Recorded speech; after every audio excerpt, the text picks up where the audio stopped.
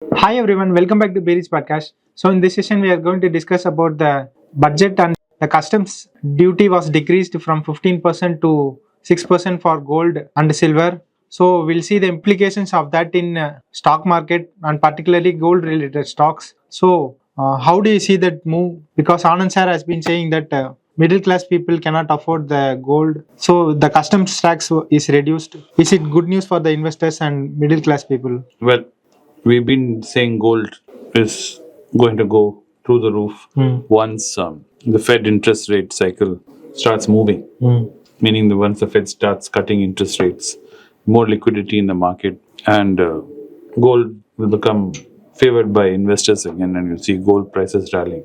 And had even mentioned that there's a possibility of gold by Diwali going all the way up to 8,000. So now, when you look at it like that, what does this mean? There's two things to remember. First of all, gold is not an investing class. Okay, it is only something that holds value. So we've always only said, look at gold to keep your emergency funds locked in, that you can release it whenever a situation arrives where you require this emergency funds to come. You can liquidate that gold holding, and the best way to hold it is to hold it in electronic form, is what I do. But you can choose to hold it in any shape or form you want, even in jewelry. So this is clarification what gold is. Now let's talk about what happened because of the import duty being so high.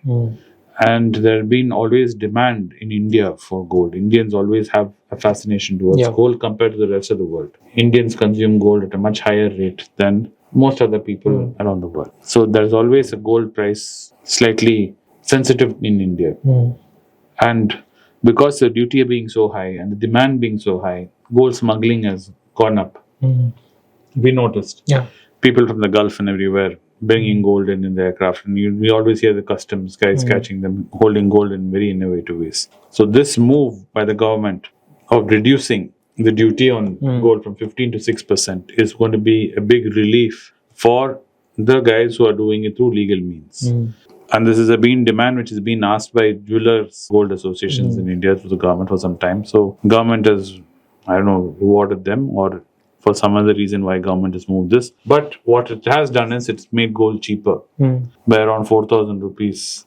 Immediately you saw stocks like Manappuram taking a beating because Manappuram is a company which its backbone is lending against gold. So when gold prices go up, Manappuram stock prices go up. When gold prices correct, Manappuram stock prices also correct in tandem with gold because they're holding gold. So this news, when it broke, immediately Manappuram dropped like a stone, and then it bounced back up. And today it's been trading on the positive side. Meanwhile, companies like Titan and Kalyan Jewelers have been skyrocketing because for them it's good business. Gold becoming cheaper means more people will go and buy more jewelry. More gold is being sold. So it's good news for them. So as an investor, this is the way you can read it. Gold prices goes down, jewelers and jewelry stocks like Kalyan Jewelers, Titans will appreciate. Companies which are lending gold like Manappuram will go down. But this is only India news. That's a broader picture which you need to see as far as gold price is concerned. We still have to wait to see what the Fed does. And people are very bullish. That bullish meaning they're expecting Fed to correct interest rates in September cycle. So Fed starts correcting interest. They're expecting at least 2 lowering of interests In this year. This year. Okay. If that happens, gold prices will again rally. So the bull run in gold, I would say, is probably only a pause or it's a temporary correction. That as far as the global market is concerned, the Chinese central bank, which is consuming a lot of gold, and with the US Fed looking at dropping interest rates, gold is going to rally some more. Okay. How much will it rally? Exactly when it will rally, can't say. And this was unexpected news. This one in the budget, this gold price. So we have to wait and watch how this happens. As an investor, if you're investing in Manappuram and you've been picking up Manappuram below 200 and you would have probably had a little bit of a panic yesterday. Today you'll probably be feeling better because initially you would have seen it almost break the 200 barrier and you would have had some kittens. Then you would have seen it recovering today. So within 2 days You have gone through one complete roller coaster. But keep in mind, we're talking about holding long term. So think about these stocks and in everything which you do in long term. And also remember, gold is not an investment class. So if you keep these two in mind, you should be fine as far as gold is concerned. And if you do have any requirement of gold in the next year, let's say some wedding is happening or some reason you need gold, or you're looking at buying gold to, secure your emergency funds, it's a good time to pick up gold, because if gold prices go up, it's better to buy it when it's cheaper. And looking at the stocks which we talk about the gold, so the gold selling stocks are Kalyan, Titan and Thangamil. It has been on the higher side, and looking at the PE, it is beyond. None of them are affordable. Yeah. None of them. Like Kalyan is at, I think, 101. 100 PE. Yeah, now it's 101 today. And Titan is at 87 today. And what is the last one? Thangamil Jewelries. It's the cheapest of the lot, and that's also at 43 today. So none of these are anywhere near affordable. And even when you saw that budget correction happen, Thangamil was at 200 rupees cheaper, which still wouldn't have brought it in any shape or form near buying ranges. So gold loan stocks like Manappuram and Muthoot looks good because the PE is around 17 for Muthoot, and for Manappuram it is around 8. Yes, I would agree. So it's an opportunity in the gold loan side. Yes, it is an opportunity.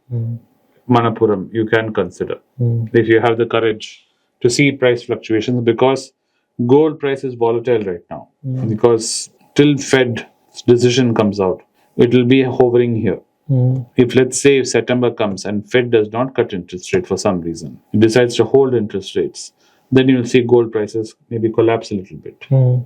If that happens, Manappuram stocks will correct in the same direction. And let's say Fed does drop the interest rates on September and promises to do it again before the end of the year, before the year closes, then you will see gold prices rallying, like Anand said, and you'll see Manappuram share price rallying. But these are all short term. These are all 6 months to 8 months. I'm talking about for the next 10 years. If you're talking about the next 10 years, Manappuram is a great stock to hold at these price points. So my considerations are long term.